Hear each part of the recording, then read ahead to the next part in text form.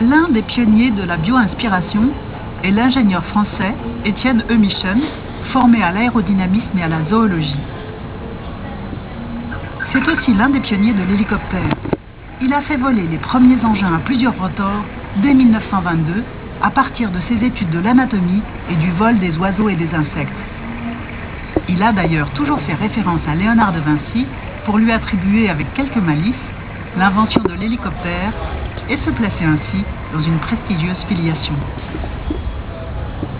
Les hélicoptères modernes, pour assurer leur vol stationnaire, mettent en mouvement leur pale horizontale, ce qui crée un appel d'air vertical.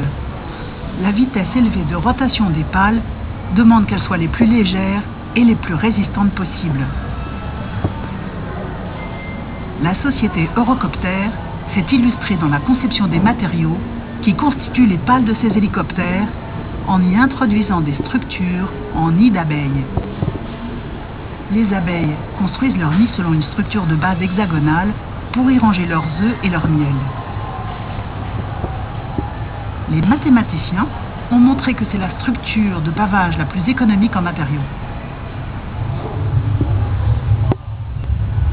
Une structure dite gaufrage en nid d'abeille qui utilise ce pavage hexagonal constitue un matériau d'une grande résistance à la pression verticale.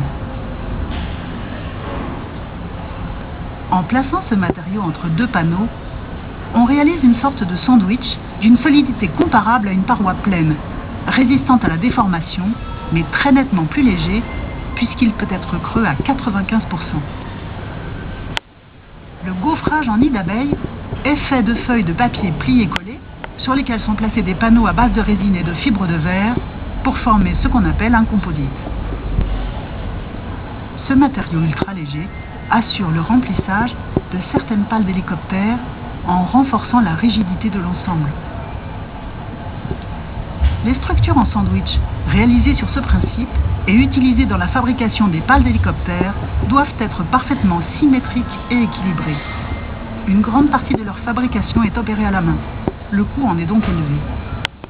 Ces structures complexes, en nid d'abeilles, empruntées à la nature et mises au point dans des industries de haute technologie, trouvent aussi leur place dans d'autres domaines d'application.